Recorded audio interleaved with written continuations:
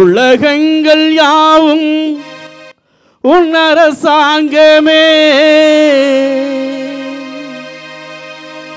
ஒவ்வொன்றும் நீ செய்யும் அதிகாரமே.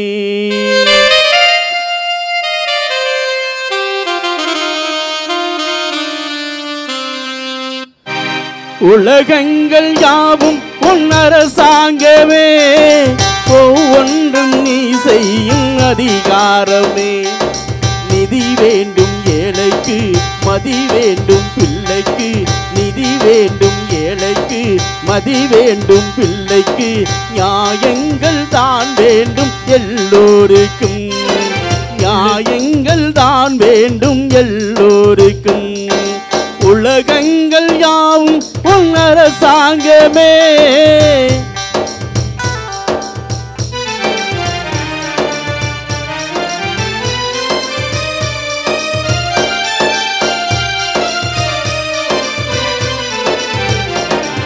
பாடுபட்டவன் பாட்டாளி, அவன் மாடிக்கு வர வேண்டும்.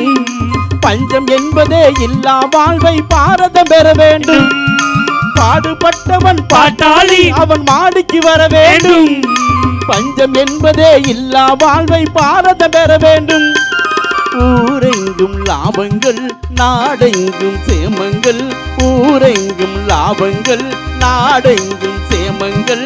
நாளுக்கு நாள் ஓங்க அருள் வேண்டுமே, நாளுக்கு நாள் ஓங்க அருள் வேண்டுமே என்று முழு முதற் கடவுளாம் முருகனை வணங்கி சீரோடும் சிறப்போடும் எழிலோடும் ஏற்றத்தோடும் இனிதை அரங்கேறிக் கொண்டிருக்கின்ற பட்டி மாமண்டத்தின் நடுவர் பெருந்தகை. ஆழமான இலக்கியம், அர்த்தமும் நகைச்சுவை, தேவையான உளவியல், தெரிந்து கொள்ள வேண்டிய புராணம், இப்படி எதை கேட்டாலும் தருகின்ற இலக்கிய கூகுளாய் வலம் வருகின்ற நடுவர் பெருந்தகைவர்களே வணக்கம். தமிழகத்தின் நட்சத்திர பேச்சாளர் பெருமக்களே, நெஞ்சம் நிறைந்த இசைக்கலைஞர்களே, நல்ல இரவிலும் நல்ல தமிழுக்காக கண் விழித்து காத்து கொண்டிருக்கின்ற என் உயிருக்கு பிரியமான என் தாய் தமிழ் உறவுகளே, உங்கள் அத்தனை பேருக்கு என் அன்பின் வணக்கம். வணக்கம். நடுவர் நல்ல கேள்வி கேட்டிருக்கீங்க. என்ன கேள்வி கேட்டிருக்கீங்க? குடும்பத்தின் மகிழ்ச்சி, மன நிறைவு, சந்தோஷத்துக்கு காரணம் சொத்து பத்தா சொந்த பந்தமா? எங்க ஒரு மனுஷனுக்கு காசு வேணுமா உறவு வேணுமான்னு கேட்டிருக்கீங்க. நான் என்ன சொல்றேன், இப்ப நீங்க எதுக்கு இங்க வந்திருக்கீங்க? ஏன் விதிதான் இல்ல, ஏன் வந்திருக்கீங்க? அதான் வந்துட்டே இருக்கேன் சார். வந்திருக்கீங்க. அந்த அம்மா வந்தாங்களா சார், அவ்வளோ பேச்சு பேசுனாங்களே, எங்களுக்கு பணம் வேண்டாம், உறவு தான் வேணும், உறவு தான் வேணும், உறவு தான் வேணும் பேசுனாங்களே. நான் என்ன சொல்றேன், அந்த அம்மா ரொம்ப அழகா பேசுனாங்க, ரொம்ப சந்தோஷமா பேசுனாங்க. பேசிட்டு பட்டிமன்றம் முடிஞ்சிருச்சு, மேடையை விட்டு இறங்கி போறோம். ஏதோ அவங்க பிடிச்ச ஒரு கெட்ட காலம், அப்படியே தடுமாறி கீழே விழுந்துடுறாங்க. பாத்தியெல்லாம் மூஞ்சியெல்லாம் உடைஞ்சு ரத்தமா கொட்டுது. நம்ம இங்க இருந்து தூக்கிட்டு ஹாஸ்பிட்டலுக்கு ஓடுறோம். கொண்டு ஹாஸ்பிட்டல் சேர்த்துட்டு எங்க அக்கா கௌதமி, என் தங்கச்சி கௌதமி காரைக்கால்ல இருந்து வராங்க, பாண்டிச்சேரில இருந்து வராங்க, தமிழ்நாட்டில பெரிய பேச்சாளர், 40,000 வியூவர்ஸ் யூடியூப்ல வச்சிருக்காங்க அப்படின்னா சொன்னா கூட டாக்டர் என்ன சொல்வாரு, ஏய் உங்க அக்கா எப்படி வேணா இருக்கட்டும், அந்த ஆப்பாரு கேஷ் கவுண்டர்னு இருக்கு, அங்க கொண்டு ஒரு 50,000 காசை கட்டு, இல்லாட்டி உங்க ஒக்கால கட்டுன்றுவாங்க. உண்மைதான்டா. காசு இல்லாம ஏதாவது செய்ய முடியுமா? ஒன்றும் செய்ய முடியாது. அந்த அந்த பக்கம் டீச்சர் உட்காந்துருக்காங்கல்ல, டீச்சர், பெரிய டீச்சர், அந்த டீச்சர் பேசி முடிச்சிட்டாங்க. பார்த்து எல்லாம் பஸ்ஸில் ஏறி போகிறாங்க. நீங்கள் பேசி முடிச்சோன்னு 10,000 காசு கொடுக்குறீங்க. அந்த 10,000 காசையும் பர்ஸில் வச்சுருக்காங்க. ஆனால் பஸ்ஸில் ஏறினவுடனே எவனோ ஒரு பையன் 10,000 காசையும் அழிச்சிட்டான். கண்டக்டர் அம்மா டிக்கெட் டிக்கெட் டிக்கெட்டுங்கிறாங்க. இந்த அம்மா பஸ்ஸில் ஏறின பிறகு பர்ஸை திறந்து பார்த்தா காசை காணும். உடனே கண்டக்டர் பார்த்து, கண்டக்டர் சார், கண்டக்டர் சார், என்னை கொண்ட நீங்கள் அங்கே விடுங்க, உங்களை பார்க்க மாமா மாதிரி இருக்கு, அத்தா மாதிரி இருக்குன்னு சொன்னால் கண்டக்டர் கொண்ட விடுவானா? சைத்தான் இறங்குன்னு இறக்கி விட்டுருவான் சார். ஒன்றும் இல்லை சார், அவசரத்துக்கு போனா கூட 5 ரூபா காசு வேணும். உண்மை, ஒன்றும் வேணாமியா. இந்த தண்ணி பாட்டில் 1 லிட்டரு 20 ரூபா. ஆமாம். திருச்சியில் வாங்கி குடிச்சிட்டு நாமக்கல்ல பஸ் ஸ்டாண்டில் இறங்கி இதை வெளியில் விடணும்னா 8 ரூபா. 1 லிட்டர் தண்ணியே உள்ளே போயிட்டு வெளியில் வர்றதுக்கு 28 ரூபா ஆகுது. இப்போ கரூரில் 10 ரூபா, நாமக்கல்ல 8 ரூபா, ஈரோட்டில் 8 ரூபா, கோயம்புத்தூரில் ஃப்ரீ. நீ போகாத கக்கூஜே இல்லை உள்ள இருக்க. மதுரை மாட்டுத்தாவன்லேயும் ஃப்ரீ. நான்லாம் காரைக்குடியில் பஸ் ஏறினேன்னா திருப்பத்தூரில் இருக்க மாட்டேன்.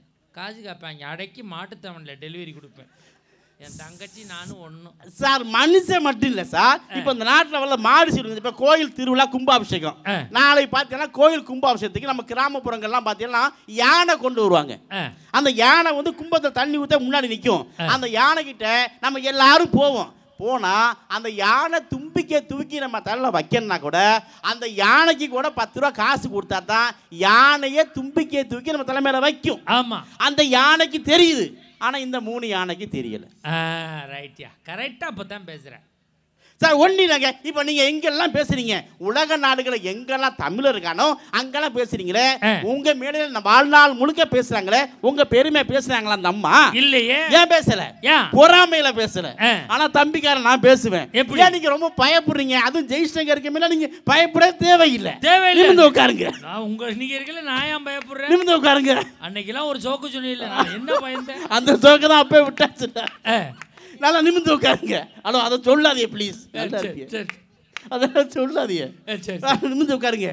உங்களுக்கு தெரிஞ்சுங்க, இங்கே இவ்வளோ உறவு உட்காந்துருக்காங்களே, என்ன ரொம்ப தூரமாக உட்காந்துருக்காங்க.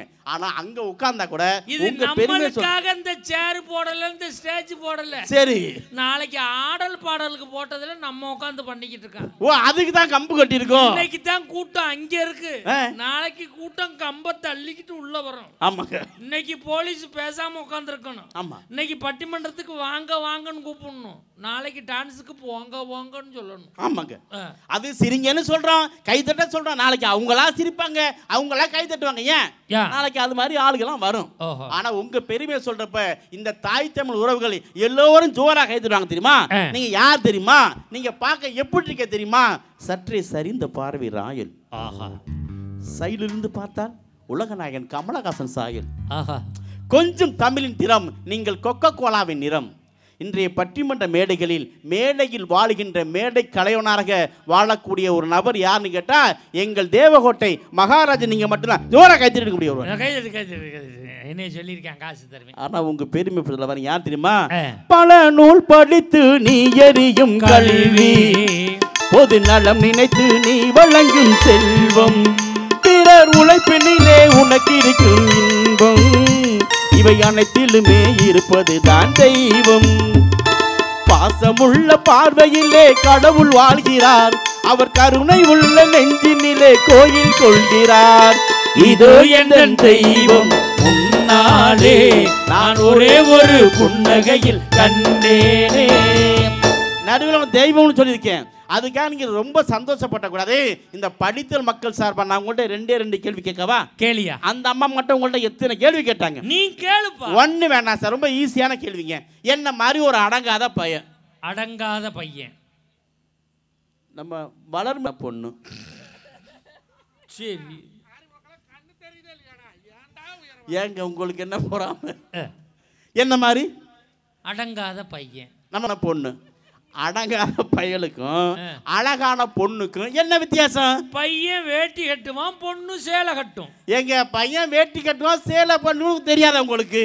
இதான் சார் ஒரு பதில். சார், அடங்காத பையனுக்கும் அழகான பொண்ணு என்ன தெரியுமா? அடங்காத பையன் ஊரை சுத்துவான், அழகான பொண்ணு ஊரே சுத்தும். சுத்தி விட்டு போயிரும், கடைசியில் போலீஸ் ஸ்டேஷன்ல உட்காந்துருப்பான். சார் நம்ம பேசுகிறாங்க சார், உறவு உறவு உறவுன்னு பேசுகிறாங்க. நான் உங்களை பார்த்து ஒன்று கேட்குறேங்க, இந்த நாட்டில் உறவால் தானே பிரச்சனை வருது. இந்த நாட்டில் ஆடு வளர்க்குறமே ஆடு, அந்த ஆட்டுக்கு சுகர் வருதா? இல்லை. இந்த நாட்டில் மாடு வளர்க்குறமே மாடு, அந்த மாட்டுக்கு சுகர் வருதா? இல்லை. நம்ம வீட்டில் கொஞ்சம் கோழி வளர்க்குறமே அந்த கோழிக்கு கொலஸ்ட்ரால் இருக்கா? இல்லை. ஆனால் மனுஷனாக நம்மளுக்கு மட்டும் பிபி இருக்கு, சுகர் இருக்கு, கொலஸ்ட்ரால் இருக்கு. ஏன்? ஏன்? அதுக்கெல்லாம் பொண்டாட்டி இல்லை, சுகர் இல்லை. நமக்கு பொண்டாட்டி இருக்கு, எல்லாமும் இருக்கு. இதை புத்தகத்தில் எழுதுங்க, வாங்க கண்டிப்பாக. ஒன்று தெரிஞ்சுக்கங்க, நல்லா தெரிஞ்சுங்க. ஒரு காலத்தில் பார்த்தீங்கன்னா மனுஷன் ரொம்ப சந்தோஷமாக இருக்கான். ஆனால் என்னைக்கு பொண்டாட்டிங்கிற உறவு வருது, வந்த பிறகு எப்படி அழைக்கிறான்? ஆசை வச்ச ஆம்பொல்லன்னா ஆண்டியாக அழைகிறேன், அள்ளும் பகல் ஒன்று எண்ணி தெருவுல திரிகிறேன், நேற்று வர நடந்ததெல்லாம் தெய்வம் செஞ்ச சோதனை, நீ மட்டும் மனசு வச்சா தீண்டு விடும் வேதனை, நான் மட்டும் இல்லைன்னா சந்நியாசம் போயிருப்பா, காசி முதல் ராமேஸ்வரம் காவி கட்டி அலைஞ்சிருப்பா, மங்களத்தை பெற்றவனே மங்களத்தை பெற்றவனே ஒரு மனச மதிக்கடா ஏன் தோக கதைய கேளு தாய்க்குளமே அம்மா தாய்க்குளமே அத கேட்டா தான் தாங்காதம்மா உங்க மனமே ஆமா உங்க மனமே எங்க ஊரு பொண்ண நம்பி என் மனச தோரண்டு வச்சேன் சேர்ந்திருந்த சாதிசனும் அத்தனையும் மறந்து வந்த ஏன் சோக கதைய கேளு தாய்க்குளமே ஆமா தாய்க்குளமே நடுவர்களே பொண்டாட்டிங்கிற உறவு வந்த பொறுதானாங்க இவ்வளவு கஷ்டம் நான் உங்களுக்கு ஒன்று கேட்கிறேங்க இந்த உலகத்திலே சிறந்த நண்பர்கள் யாரு நானும் மஞ்சுநாதனும் ஏங்க உங்களை விட சிறந்த நண்பர்கள் நானும் என் தம்பி ஹரியும் ஏங்க அதை விட சிறந்த நண்பர்கள் நானும் என் தங்கச்சி நிசாவும் சார் நீங்க எல்லாம் நண்பர்கள் சார் ஓஹோ நீங்க எல்லாம் நண்பர்கள் சார் இந்த உலகத்திலே சிறந்த நண்பர்கள் யார் தெரியுமா சார் யாரு இந்த உலகத்திலே சிறந்த நண்பர் யார் தெரியுமா யாரு நம்ம 2 கண்ணு மட்டும்தான் சார் உலகத்திலேயே சிறந்த நண்பர்கள்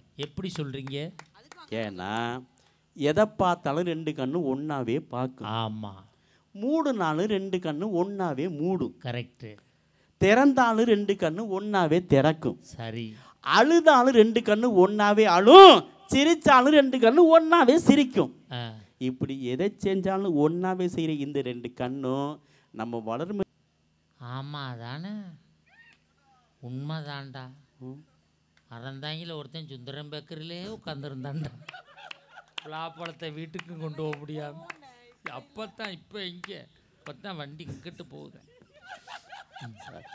சொல்லுங்க தம்பி சார் ஒன்றும் இல்லைங்க நான் நினைச்சேன் உறவு உறவு நான் பேசுனாங்கல்ல ஒரு பொண்ணு பார்க்க போறோம்ல எத்தனை பேர் போறோம் பொண்ணு பார்க்க ஒரு 5 பேர் 7 பேர் போறோம் 7 பேர் போறோம்ல அந்த பொண்ணு பிடிச்சிருக்கு அந்த பிள்ளைய நிச்சயம் பண்ண போறோம் எத்தனை பேர் போறோம் ஒரு 10 பேர் 15 பேர் போறோம் நிச்சயம் பொருத்தம் பண்ணியாச்சு அந்த பிள்ளைய பார்த்தீங்கன்னாக்கா என்ன பண்ண போறோம் கல்யாணத்துக்கு போறோம் கல்யாணத்துக்கு போறப்ப எத்தனை பேர் போறோம் ஒரு 1000 பேர் போறோம் ஆனா பொண்ணு பார்க்க எத்தனை பேர் போனோம் 5 பேர் 10 பேர் போனோம் சாதம் பார்க்க போனோம் நிச்சயம் பண்ண போனோம் கல்யாணத்துக்கு எத்தனை பேரும்ல ஆனா பொண்ணு எத்தனை பேரா உள்ள வர்றா ஒரே ஆளா வந்து 1 மாசம் 2 மாசம் 3 மாசத்துல இந்த பொண்ணு பார்க்க போனாம 10 பேர் அவன் 10 பேரை குழி வெட்டி இந்த பக்கம் புதைச்சு அந்த சாதம் பார்க்க போனாங்க 10-15 பேர் அவன் எங்க போனாலும் ஊரை விட்டே விலக்கி நிச்சயத்துக்கு போன 50 பேரை ஊரோட விட்டு புருஷனை மட்டும் அனுமான் சஞ்சி மேல வைக்கிற மாதிரி பேத்து தூக்கிட்டு போறீங்களே ஏன் பணம் நீங்க கொண்டு வர பணம் சார் இந்த உலகத்தில் அண்ணன் பிறந்தோம் சார் இன்னொரு வாட்டி பிறக்க போறோமா ஆனா பொண்டாட்டி ஒருத்தி வந்த பிறகு அவ கொண்டு வர ஒரு 10 நகைக்காகவும் ஒரு வண்டிக்காகவும் பெத்த அம்மா அப்பால வீதியில விட்டுட்டு போறோமே இந்த குடும்பத்தின் மகிழ்ச்சிக்கு உறவு முக்கியமா பணம் முக்கியமா சார் கரெக்ட் அப்படி கேளியா உலகத்தில் அண்ணன் பிறந்தாச்சுங்க இந்த வாட்டி பிறக்கா போறோம் கண்ணாசு சொல்லுவார் சார் ராஜாக்கள் மாளிகையும் காணாத இன்பமடா 4 கால் மண்டபம் போல் நாங்கள் கொண்ட சொந்தமடா ரோசாவின் இதழ்களை போல் தீராத வாசமடா ரோசாவின் இதழ்களை போல் தீராத வாசமடா 100 ஆண்டு வாழ்ந்த பின்னும் மாறாத பாசமடா முத்துக்கு முத்தாக சொத்துக்கு சொத்தாக அண்ணன் தம்பி பிறந்து வந்தோம் கண்ணுக்கு கண்ணாக அன்பாலே இணைந்து வந்தோம் ஒண்ணுக்குள் ஒன்னாக நடுவர்களே இப்படி ஒண்ணுக்குள் ஒண்ணு கண்ணுக்குள் கண்ணாக இருக்கிற உறவுகளை கூட பணம் தானா பிரிக்க ஒண்ணு வேண்டாங்க இந்த உலகத்துல ஒரு மனுஷன் ஏழையா பணக்காரன் எது சொல்லும் தெரியுமா செத்து போன சாவு சொல்லுங்க சார் ஒருத்தர் செத்து போயிட்டான்னு காசு வச்சுட்டு செத்தா பிளக்ஸ் வைப்பாங்க பெருசா இமயம் சரிந்தது இதயம் வெடித்ததுன்னு ஆனா காசே இல்லாம ஒருத்தர் சும்மா செத்தா அவனுக்கு பிளக்ஸ் கூட வைக்க மாட்டாங்க சார் உண்மைடா நல்லா பணத்தை கோடி கோடியா சேர்த்து வச்சுட்டு வச்சான் செத்தான்னு வச்சுக்க அப்பனை கொல்லி வைக்கும் போது அழுவாப்பா இதே கடனை வச்சுட்டு செத்தான்னு வச்சுக்க இப்படி குத்துவான் சைடில் போடா ஐயோ கேப்பலாம் என்ன பண்ண இதே அப்பா நல்லா கோடி கோடியாக வச்சுருந்தான்னா போட்டாவன் நடு கல்ல மாட்டி சுற்றி சீரியல் பல்பு கிரிங்கிரிங்கிரின்னு ஓடும் என் தெய்வம் எங்களை வாழ வைத்த தெய்வம் இங்கே உறங்கி கொண்டிருக்கிறது எங்களை வாழ வைத்த தெய்வம் உறங்கி கொண்டிருக்கிறது கடனை வச்சுட்டு செத்தான்னு வச்சுக்கோங்க என் குடும்பத்தை கெடுத்தவன் இங்கே தான் அதை பணம் தாயா தீர்மானிக்க சார் ஒன்றும் இல்லைங்க ஒருத்தர் செத்து போய் நினச்சிங்களேன் அந்த சாவிட்டு கொண்டு வாங்க மாலை அந்த மாலை சொல்லுங்க இவன் செத்து போனவன் ஏழையா பணக்காரன்னு அதை விட கொடுமைங்க செத்து போயிட்டான்ல அவனை தூக்கிட்டு போனாங்களா அந்த ரோடு சொல்லும் செத்து போனவன் ஏழையா பணக்காரன்னு ஏன் ரோட கலக்கிற மாலைங்க. ஒன்று தெரிஞ்சுக்கங்க, உறவுகள் ஒரு நாளும் சந்தேகப்படும், ஆனால் என்னைக்காவது பணம் சந்தேகப்படுமாங்க? பணம் சந்தேகமே படாது. ஒன்று தெரிஞ்சுக்கங்க சார், தமிழ்நாட்டிலேங்க நான் இந்த ஊரில் சொல்லிட்டு போகிறேன், தமிழ்நாட்டில் இருக்கிற நடுவர்களையே ஒரு பல கோடி ரூபாயை வட்டிக்கு விட்டுக்கிட்டு வட்டி சம்பாதிக்கக்கூடிய ஒரே நடுவர் எங்கள் தேவகோட்டை மகாராஜன் நீங்கள் மட்டும்தான். இதுக்காக அது கதை இருக்கு, ப்ளீஸ் தட்டுங்க சார். தம்பி அப்படியே ஒரு வெள்ளை பேப்பரில் எழுதி கொடுத்துட்டு போயிடறீங்களா? நான் இங்கே மட்டுமில்லை, எங்கே வேணால் சொல்லுவேண்ணா. உண்மையிலே அப்படித்தான் கொடுத்தேன். எனக்கு வட்டிக்கு வாங்கினவங்க கொரோனாவில் 2 பேர் செத்துட்டான்.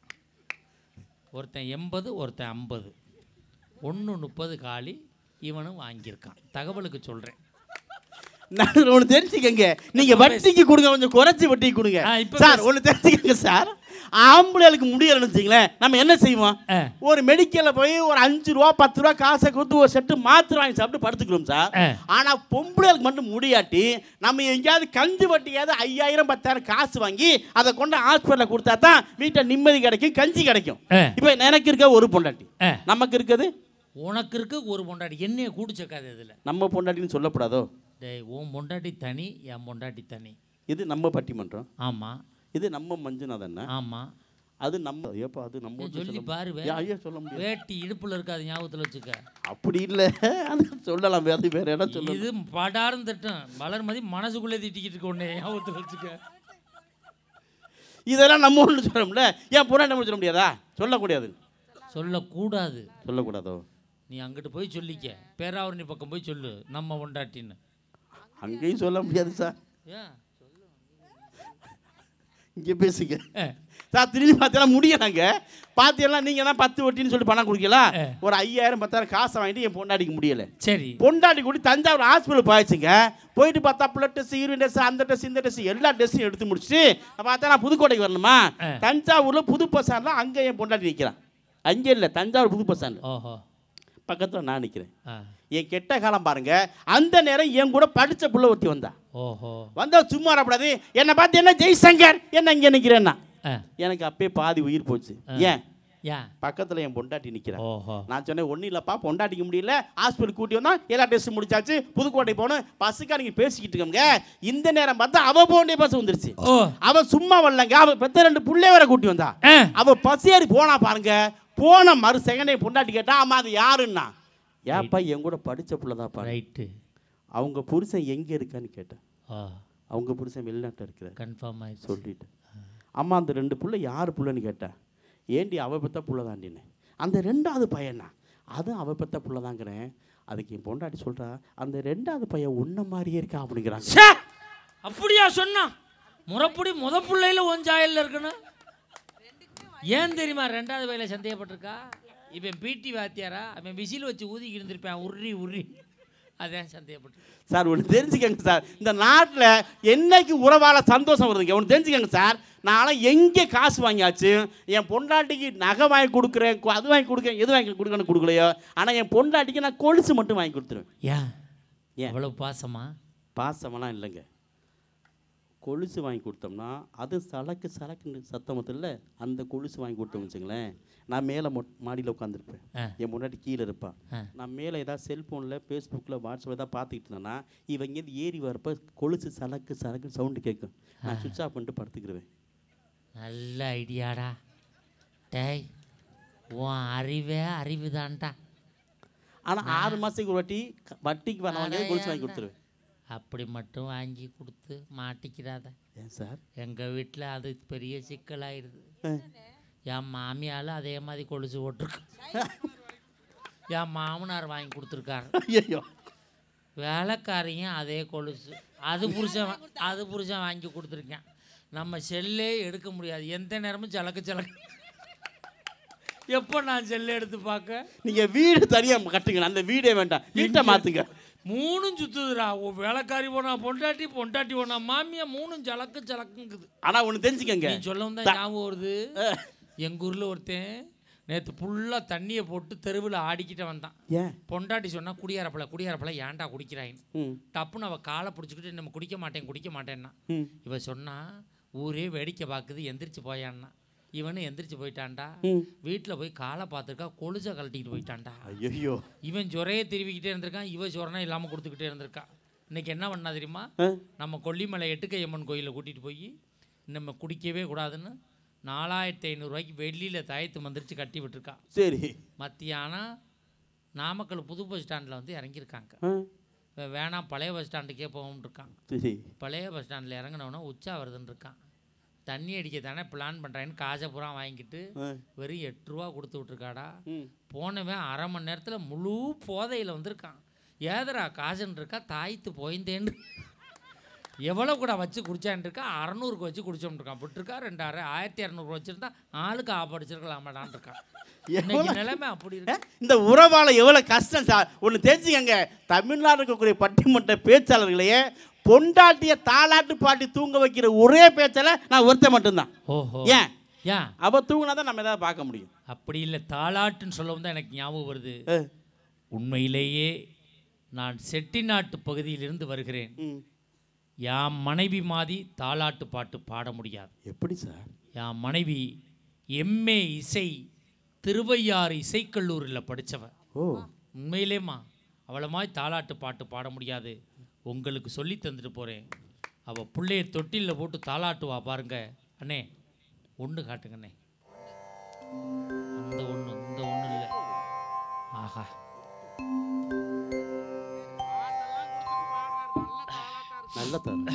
இதுதான் என் தங்கச்சி வேணுங்கிறது. இந்த பிள்ளைய தொட்டியில் போட்டு தாலாட்டுவா பாருங்க.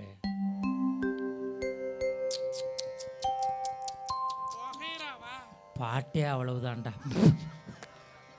இது ஒரு தாலாட்டு. கதவை திறந்து பார்க்குறேன் 32 நாய் எடுத்து கிடக்கு. ஏன்டி இத்தனை நாய் கிடங்குறேன். வந்த நாயெல்லாம் சும்மா தான் இருக்கும், சொந்த நாய் தான் குலைக்குதுங்கிற ஐயா.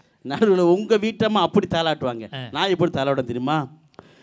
காத்தோடு மலராடு கார்குழலாடு காதோரலோலாக்கு சங்கதி பாடு. காத்தோடு மலராடு கார்குழலாடு காதோரலோலாக்கு சங்கதி பாடு. மங்களோ தேகம் கொண்டு வரும் மேகம் அஞ்சுகம் தூங்க கொண்டு வரும் ராகம். நிலவா நிலவ நாம் பிடிச்சு வாரேன்.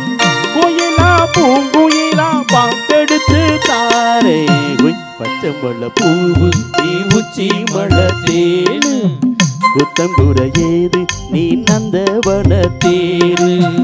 அழகே பொன்னுமணி சிரிச்சா வெள்ளி மணி இலியே கண்ணூரங்கு தூரி தூரி.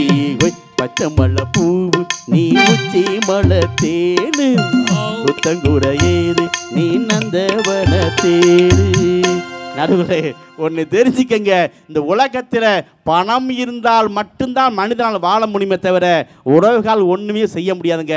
ஒரு மனிதனுடைய இன்பத்திலும் துன்பத்திலும் எல்லா விதத்திலும் உதவி செய்வது உறவுகளை காட்டிலும் 1000 மடங்கு வீரியமிக்க பணமே பணமே சொத்தே என்ற நல்ல தீர்ப்பை தான் தருகிற நம்பிக்கையோடு இப்படி நிறைவு செய்கின்றேன். கடைசி ஒருவருடைய சோற்றை கூட நமக்கு போராடி ஊட்டிய தாய் தந்தையை கடைசி காலத்தில் ஒருவேளை சோற்றுக்கு கையெழுந்தபடி விட்டு விடாதீர்கள். நல்ல வாய்ப்புக்கு நன்றி, வணக்கம். அருமையான பேச்சு. நல்ல ஒரு கைத்தட்டல் கொடுங்க பார்ப்போம். மிக தேர்ந்த பேச்சு. மைக்கை உருட்டி விட்டு போயிடாத, கொண்டு போய் தான் இங்கே வச்சுக்க, அப்புறமா கேட்டால் கொடுத்து விடு. நல்லா பேசியிருக்கார். இப்போ மொத்தம் 3 பேச்சாளர் தான் பேசியிருக்காங்க. பட்டிமன்றம் ஆரம்பித்து 2.5 மணி நேரம் ஆகுது. இன்னும் 3 பேர் பேசணும். அப்படிலாம் பயப்படாதீங்க. இன்னமே சரச்சரன்னு வண்டியை ஓட்டுவேன். ஆனால் உறவு எப்படி இருக்குது எனக்கெல்லாம் நான் பெருமையோடு சொல்கிறேன் சார். எனக்கெல்லாம் கல்யாணம் பண்ணி 18 வருஷமாக என் பொண்டாட்டிக்கு எங்கள் அம்மாவுக்கும் மாமியா மருமக சண்டையே வந்ததில்லை. கைதட்டு சத்தியம், சர்வ சத்தியம். 18 வருஷமாக எங்கள் அம்மாவுக்கும் என் பொண்டாட்டிக்கு மாமியா மருமக சண்டையே வந்ததில்லை. எங்கள் அம்மா செத்து 18 வருஷம் ஆச்சு.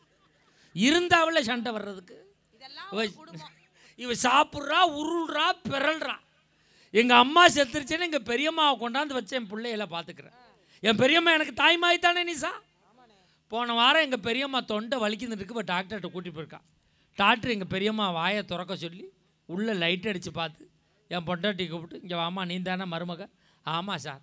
உன் மாமி அவளுக்கு உள்நாக்கு வளர்ந்துருக்கு, ஒரு 15,000 ரூபா கூட ஆப்ரேஷன் பண்ண விட்டுருக்காரு. என் காசு தானே கொடுத்துட்டு வர வேண்டியானே. இப்போ டாக்டர் கூப்பிட்டு சொல்லியிருக்கா, சார் நீங்கள் கொஞ்சம் இங்கே வாங்க சார், நான் 50,000 தரேன், இந்த வெளியில் தொங்குற நாக்கை எப்படியா நறுக்கி விட்டுருங்க சார் இருக்கா. இப்போ எங்கள் அம்மா சாப்பிட கூட வாயை திறக்க மாட்டேங்குதுயா, வாயை திறந்தாலே இப்போ கத்திரிக்கோலை காட்டுறான். எங்கள் அம்மா பள்ளி மாதிரியே நாக்கை உள்ள இழுக்குது. எங்கே சந்தோஷம் இருக்குது? ஆனால் பணம் எப்படிப்பட்டது யோசிச்சு பாருங்க பார்ப்போம். உண்மையிலே உலக பணக்கார நாடுகள் சொல்கிறான், உலக பணக்காரர் வரிசையை அறிவிக்கிறான். எங்கேயாவது உலக பாசக்கார நாடுன்னு சொல்லியிருக்கானா? உலக பாசக்கார வரிசையை அறிவிச்சிருக்கானா? பணம் தானே முக்கியம் அப்படின்னு பேசியிருக்காரு.